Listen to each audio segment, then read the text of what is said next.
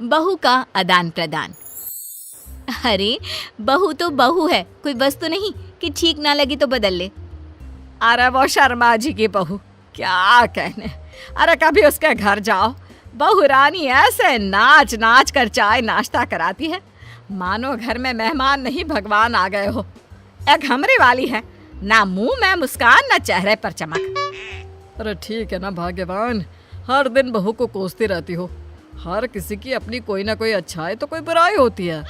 अरे रहने दीजिए, इस लड़की के अंदर तो मुझे कोई खासियत नहीं दिखती। बाप ने ना एक कौड़ी का दहेज दिया और बेटी भी दी तो बिल्कुल अलग ही लेवल की। अरे वो शर्मा जी की। लेकिन ये क्या, सामने खड़ी होती हैं शर्माई। सुन ली बहन तुम्हारी सारी बात, लेकिन जो दिख रहा है ना वो है नहीं।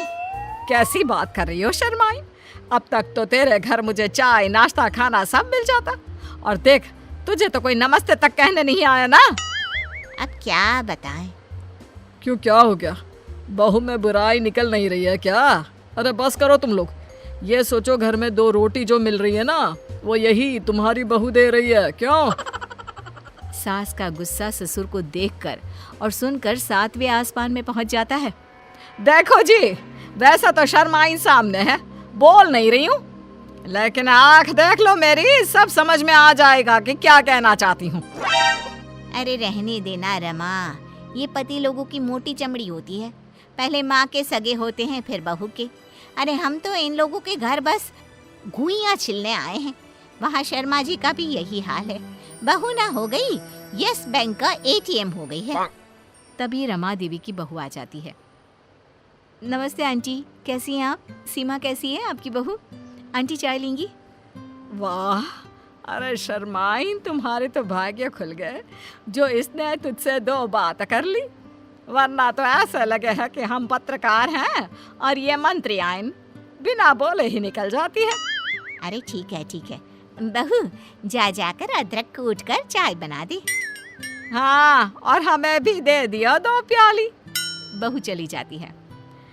चलो, हम लोगों का दुखड़ा तो अब जीवन भर का है।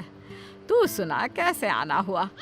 कैसे क्या बहन, जो तेरी समस्या है वही मेरी। अरे मेरी वाली से तो परेशान हो गई हूँ, रिश्तेदारों के सामने पता नहीं क्या क्या बोलती है, क्या बताऊँ अब। खैर, रमा देवी शर्माइन की बात को बीच में ही काट देती है। कम से कम बहू बोलती चालती तो है, चिड़िया की तरह आंगन में चीह चिहाती तो है। हमारी वाली की तरह तो नहीं ना, शुतुरमुर्ग की तरह गले में मुंह डालकर बैठी रहती है। क्यों? खैर खैर खैर, कौन है जिसे जो मिलता है उससे वो खुश होता है? नहीं ना कोई। तो ये दोनों भी नहीं है, लेकिन दोनों को खुश करने का एक तरीका था, दोनों की बहू बदल दो। अरे जिसको जो पसंद, जैसी पसंद वो रखे। क्यों, क्या गलत है? तो फिर तो कैसा लगा तुम दोनों को मेरा आइडिया? वाह, ये तो बिल्कुल ठीक है। हाँ, हमें भी क्या परेशानी है, हम भी ओके हैं। लो, हो जाती है बहुओं की एक्सचेंज, यानी आदान प्रदान।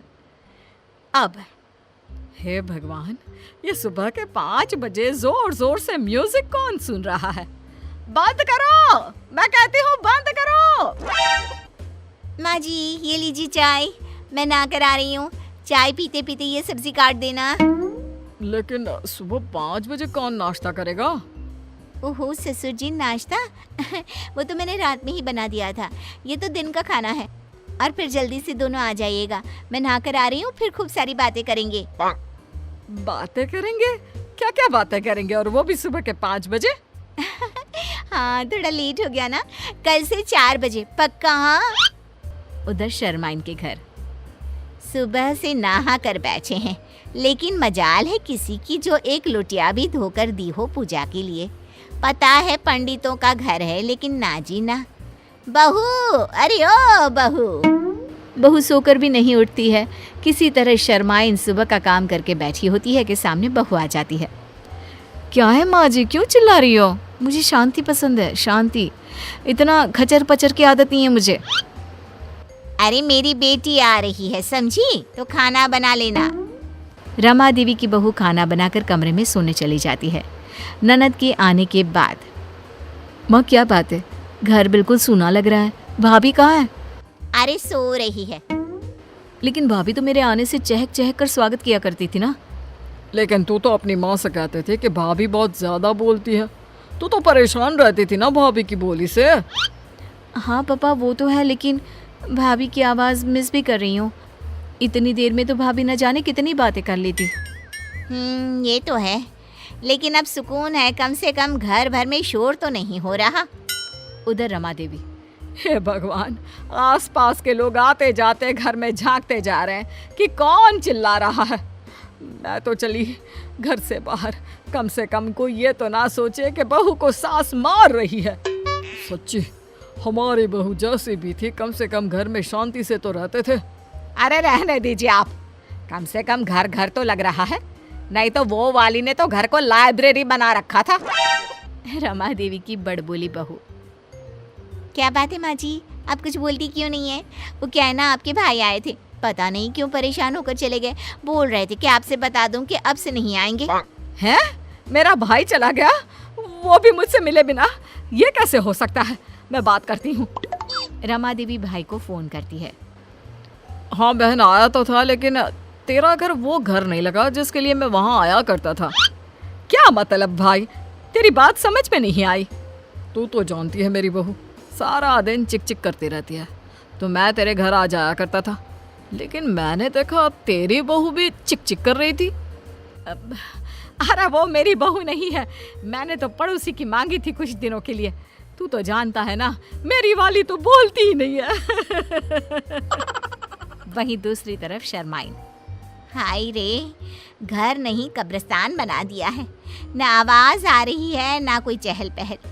जैसी थी मेरी बहू, कम से कम रौनक तो लगाए रहती थी। ना जी ना, ये वाली लड़की, इससे तो ना चलेगा घर हम लोगों का। एक काम करती हूँ, ले जाकर वापस कर देती हूँ।